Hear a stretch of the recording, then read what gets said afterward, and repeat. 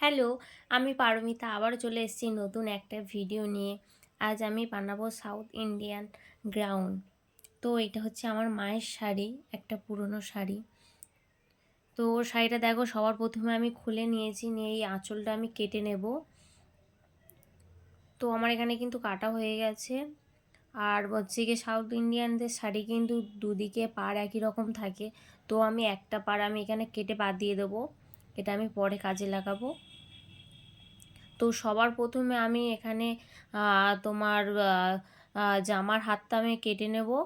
আমি সবার আগে বলেছি তোমাদের আগের ভিডিওতে যে সবার আগে আমাদের হাত কাটতে হয়, তারপর বডি কাটতে হয়। তো আমি এখানে হাত লেগেছে পুরো ফুল হাতা নিয়েছি। তো আমার যতটা লেন্থ আমি ততটাই নিয়েছি। এখান দিয়ে 3 ইঞ্চ রাউন্ড করেছি, আরমোল নিয়েছি 2.5।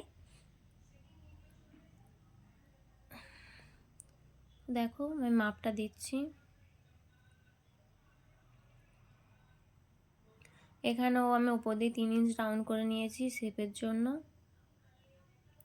আর আড়ে নিয়েছি 9.5, ওটা দেখানো হয়নি।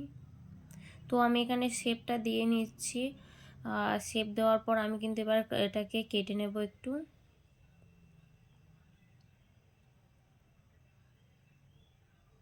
তো এটা কিন্তু 4 ভাঁজে আমি দুটো হাত একসাথেই কেটে নিয়েছি।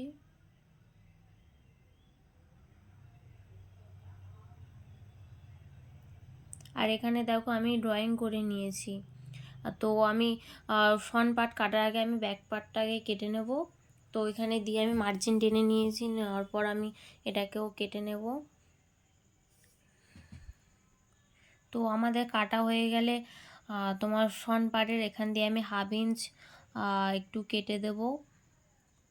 1/2 ইঞ্চ কাটা হয়ে গেলে আমি পিস কাটটাও কেটে নেব। তো আমি কিন্তু এখানে শুধু কাটিংয়ের ভিডিও দিচ্ছি, আমি সেলাইয়ের ভিডিওটা দিচ্ছি না। সেলাইয়ের ভিডিওটা কিন্তু আমি পরে দেব, মানে পরের পার্টে, নাহলে তোমরা বুঝতে পারবে না আর অনেকটাই লং হয়ে যাবে। তো আমি কিন্তু সামনে রেখেছি প্রিন্সেস কাট আর পিছনে রেখেছি এমনি প্লেন।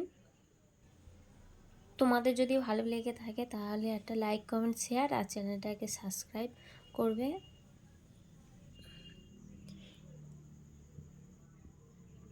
এমনি যেমন হচ্ছে কি তোমরা ব্লাউজ প্রিন্সেস কাট ব্লাউজ করো, তেমনি মাপ নিয়ে করে নেবে। ফ্রন্টটা ব্যাকটাও সেম। তো আমি কিন্তু এখানে ব্লাউজের মাপ করেই কিন্তু করছি।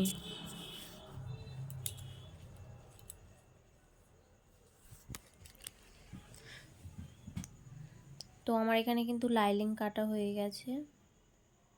আর যদি তোমাদের কোনো সমস্যা থেকে থাকে তাহলে ওর সঙ্গে কমেন্ট করে জানিও, আমি সেটা ঠিক করে দেওয়ার চেষ্টা করব। তো আমি একে একে কিন্তু সামনের ফ্রন্ট পার্টটা আমি কিন্তু কেটে নিয়েছি। নিয়ে এবার মেন কাপড়ের ওপর বসিয়ে বল পিন দিয়ে আটকে কেটে নেব। সবসময় কিন্তু একটু এক্সট্রা করে ছেড়ে তোমরা কাপড় কাটবে, না হলে কিন্তু লাইনিংয়ের সাথে পরে অ্যাটাচ হতে সমস্যা হবে। তোমরা যে যেরকম কাটে, আমি কিন্তু সবসময় একটু এক্সট্রা করে আমি কেটে রাখি, কারণ পরে বেশি হলেও কোনো অসুবিধা হয় না।